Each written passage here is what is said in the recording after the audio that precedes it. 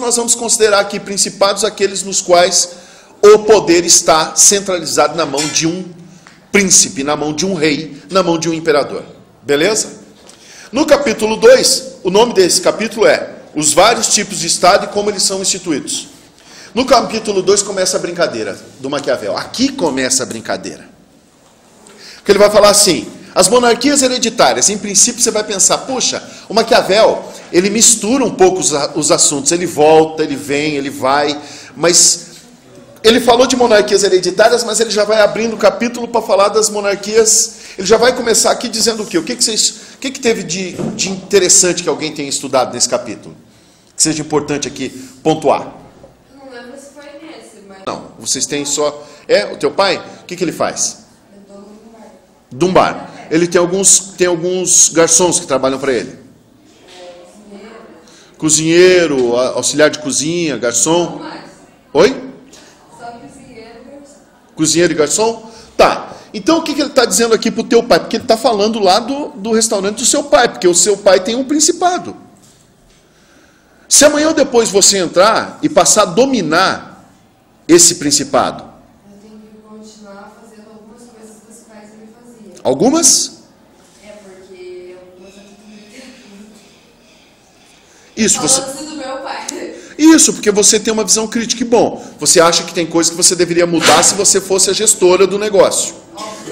Tá, mas para você não incorrer, para você não ter problema com relação à aceitação que os funcionários terão a você, porque você precisa manter aquele império sob controle. Nossa, os funcionários não me amavam. Meu pai pode sair. Tipo assim, Oi? igual tá o raciocínio aí.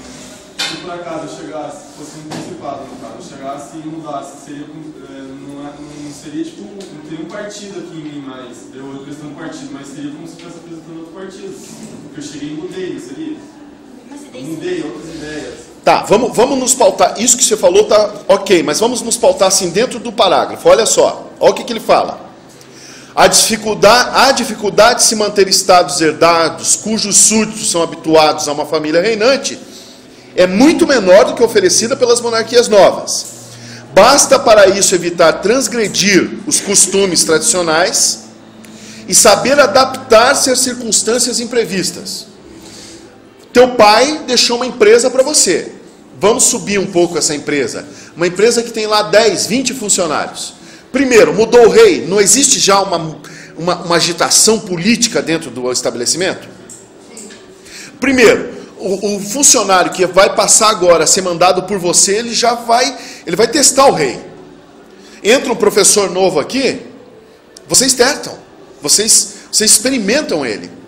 Vocês veem se ele realmente tem... Vocês vão testar, isso faz parte do...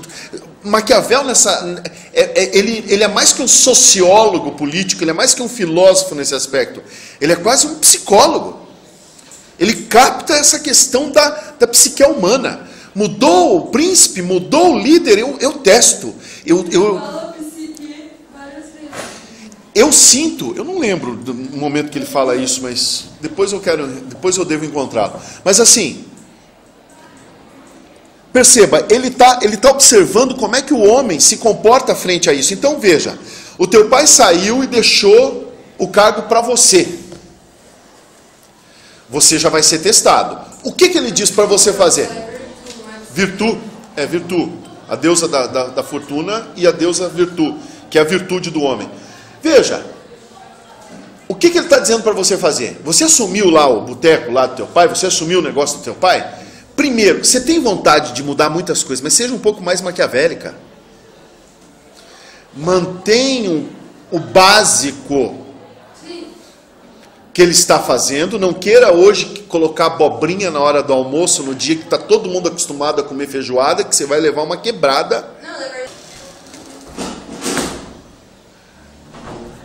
Vamos inverter a ótica. Nós estamos aqui como operários, estamos trabalhando há 20 anos numa empresa. Nós estamos sendo mandados por um Orleans de Bragança, estamos sendo mandados por um Maggi, estamos sendo mandados por um Matarazzo, por um, vamos colocar os sobrenomes da cidade, por um Trombini, Malucelli, por um... Estamos sendo mandados por essas pessoas. De repente saiu ele o grande chefe Malucelli, o grande chefe Trombini, saiu do poder. Vem o filho dele, a gente já vai ficar meio assim, mas a gente está acostumado a vida inteira a ser mandado por ele. Percebe? O que ele diz nesse capítulo? O que ele diz nesse capítulo? A dificuldade vai surgir em monarquias novas. Imagine que entre nós um seja escolhido para ser o chefe. Estranho, não pode parecer que a gente, talvez, do ponto de vista de uma utopia, de bondade humana, a gente fosse ficar feliz que um dos nossos colegas fosse escolhido para ser o nosso chefe?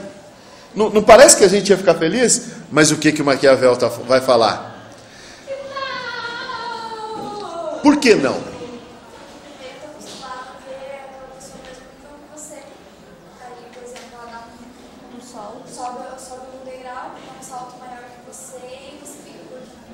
A inveja, a raiva. Outra coisa, você era amigo da pessoa, certo? Aí você conversava com ela num determinado nível, você reclamava inclusive do patrão. Agora, a hora que bate o sinal para você voltar ao trabalho, você quer o quê? Você quer que a pessoa deixe você de boa, que reclame conforme... Mas agora ela é patrão. Essa pessoa está na posição de patrão. Ela vai ter que mandar você voltar para a sala, ela vai ter que mandar você vir trabalhar.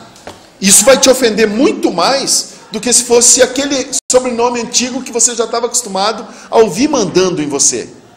Veja que coisa estranha, a psicologia. Oi? Outro nível de conversa? Como assim você quer dizer? Assim, por exemplo, o senhor citou exemplo se fosse amigo, né? Isso. Aí, no caso, não está acostumado a receber a ordem do próprio amigo. Aí, nesse caso, recebe a ordem de outro. Mas imagina, se fosse o Malucelli, o filho do Malucelli, mais novo que você, não te conhece, não te ofenderia tanto. Incrível. Ó isso que a colega acaba de falar, olha aqui, ó. Pode dividir com o povo, tudo que é relativo ao fala. Ou, fale mais alto quando vocês forem falar sobre, ela vai falar, depois você fala. É igual quando o pai e mãe mandam a gente fazer uma coisa, e vem outra pessoa e manda a gente fazer. A gente vai, seu irmão te manda pra você fazer, daí você manda. Tipo, o irmão mais velho, ele quer ter aquela possessão assim, eu posso mandar você, porque eu sou mais velho que você. Seu irmão Então nós estamos verificando que dentro de uma hipótese trágica de uma perda familiar, quando o irmão mais velho tem que tomar a posição de pai, ele vai ter, embora você, né, ele vai ter uma dificuldade, né? Mas será que o irmão mais velho vai ter mais dificuldade do que uma monarquia nova de uma madrasta? Do que uma monarquia nova de uma monarquia nova de um padrasto?